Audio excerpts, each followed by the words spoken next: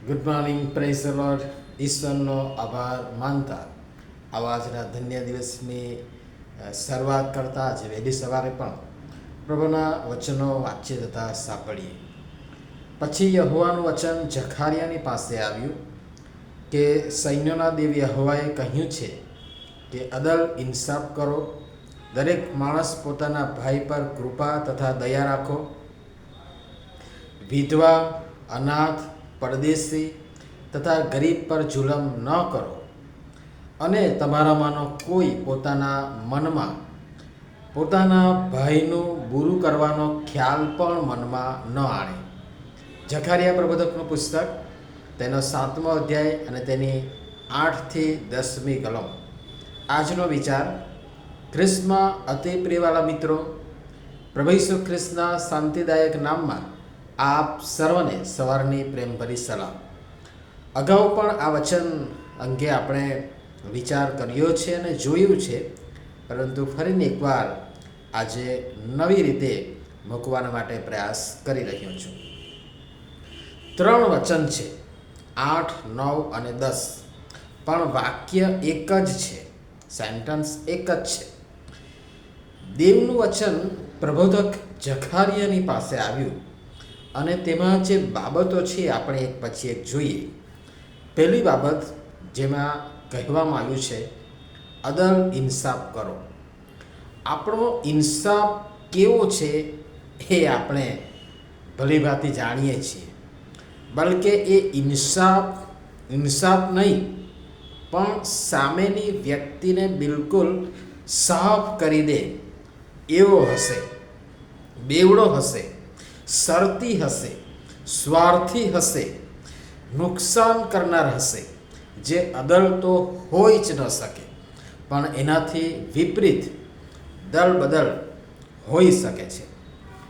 બીજી બાબત કે દરેક માણસ પોતાના ભાઈ પર કૃપા તથા દયા રાખે. અને આજે સગા ભાઈ બહેન કરતાં પારકા વધારે પ્યારા લાગે છે. સગા ભાઈ બહેન નહીં જેવી બાબતે મારામારી, ખૂન ખરાબા સુધી પહોંચી જાય છે ને હાલ એની કોઈ નવાઈ નથી, જે સમયમાંથી આપણે પસાર થઈ રહ્યા છે.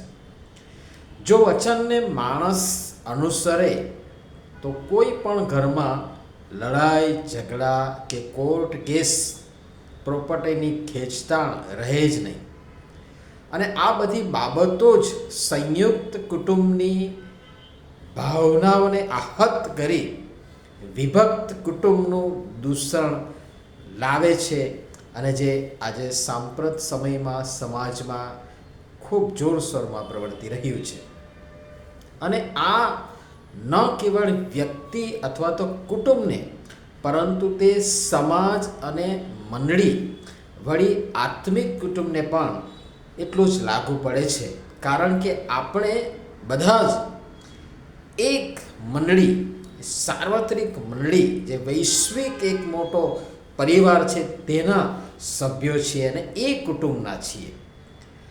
અને તેથી નાના કુટુંબમાં આપણે નકારાત્મક અથવા તો નુકસાનકારક જે ભૂમિકા અથવા તો ભાગ ભજવીએ છીએ, રોલ અદા કરીએ છીએ, એવો જ સમાજ તથા મંડળીને નુકસાન કરવામાં પણ ભાગ ભજવીએ છીએ અથવા તો રોલ ભજવીએ છીએ.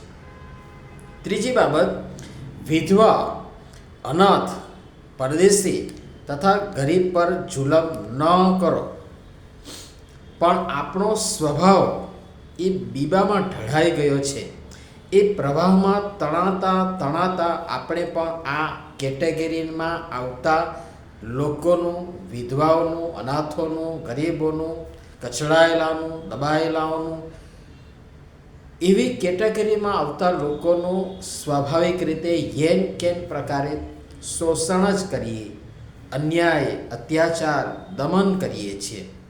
અને આપવાનું તો ઠીક, પણ તેમના હકનું આપણે ઘણી બધી વખત પડાવી લઈએ છીએ ને આમ સીધી કે આડકતરી રીતે તેમના પર જુલમ જ ગુજારીએ છીએ. ચોથી બાબત, તમારામાંનો કોઈ પોતાના ભાઈનું બુરું કરવાનો ખ્યાલ પણ મનમાં ન આણે. જુઓ, બુરું કરવાનું તો એક તરફ, એમ કરવાનો ખ્યાલ પણ મનમાં ન આણે એમ સ્પષ્ટ કહ્યું છે. પરંતુ આપણી આજે જે હાલની દયનીય સ્થિતિ નહીં કહીશ, પણ દયનીય સ્થિતિ છે, તે જોતાં સૌથી પહેલો વિચાર જ આપણને આપણા જ ભાઈ બહેન કે મિત્રનું બુરું થાય એવો આવશે. અને એ ઈર્ષા, અદેખાઈ, જલન, બળતરા, જેલેસી હંમેશા માણસ પોતાનાથી જ કરે છે. અને કહે છે ને, કહેવત છે કે પોતાની પથારી ફેરવે છે, કારણ કે તેઓ જ જાણે છે કે એમની પથારી ક્યાં છે. તમે જોજો, કોઈની સારી નોકરી લાગી હોય, કોઈ નવું બાઇક કે ફોર વ્હીલ લાવ્યું હોય, કોઈકની સારી જગ્યાએ ગોઠવાયું હોય, કોઈ બે પૈસા બચાવીને નાની મોટી જણસ લાવ્યું હોય, તો સાંભળીને ઉપરથી ભલે ખુશ દેખાઈશું, પણ અંદર પેલો દાવાનળ સળગતો હશે. જે ઘરે જઈને અથવા તો એ વ્યક્તિથી દૂર જઈને જ્યાં હું ને તમે પોતાની એ આગ જે અંદર સળગી રહી છે દાવાનળને ઓકી શકતા હશો, ત્યાં જઈને આપણે તેને ઉઘડશું. નવાઈ મારી એટલે વાર્તા પૂરી થઈ ગઈ, પતી ગઈ. એનું સારું થતું હોય, બહારથી ભલે આપણે ખુશ દેખાડતા હોઈશું, પણ અંદરથી જીવ બળ્યો તો સમજવું કે કંઈક છે જે દૂર કરવાની મારે જરૂર છે. એને ત્યાં જ ડામી ન દો તો એ આગળ જતાં આપણા જ ભાઈ બહેન કે મિત્રનું બુરું કરવા તરફ આપણને દુષ્પ્રેરણા આપશે ને બેશક એ કરાવશે પણ ખરું. વચનમાં જે નથી કરવા કહ્યું તે આપણે જઈને પણ એને એ જ કરીએ છીએ. પણ વિચારીએ, નુકસાનનું અનુમાન લગાવીએ, સામે પક્ષે છે એટલું કે એનાથી કંઈ ઘણું વધારે જે તરત અથવા લાંબે ગાળે જણાશે, તે તો સ્વયં આપણું પોતાનું પણ છે, કદાચ એનાથી એ વધારે હશે. અને તેથી વચન યાદ રાખીએ, વચનમાં કહેલી વાત અને બાબતો, સલાહને અનુસરીએ, અને એમાં જ આપણી ભલાઈ છે. પ્રભુ સમજવા આપણ સર્વને તેમની કૃપા આપો. પ્રાર્થના કરીએ. પ્રેમાળ પરમેશ્વર પિતા, અમારામાં રહેલ પાપ અને પાપી સ્વભાવ અમને ફરીને નાશ તરફ લઈ જવા સતત પ્રયત્નશીલ છે.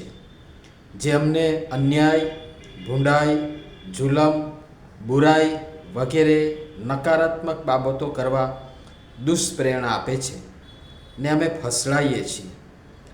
અણસમજ સાથે અમે અમારા જ ભાઈ અને બહેનનું નુકસાન વહોરી બેસીએ છીએ, અને એમ કરીને સરવાળે અમે અમારા પોતાનું જ નુકસાન વહોરી બેસીએ છીએ. કૃપા કરી તમારા વચન દ્વારા મળેલ પ્રેરણા, સૂચન, ચેતવણી, પડકાર અને સલાહને માનવા તથા એમ કરવા આમ સર્વની તમે સહાય તથા મદદ કરો. પ્રભુ ઈસુના નામમાં આમીન. ધન્યવાદ.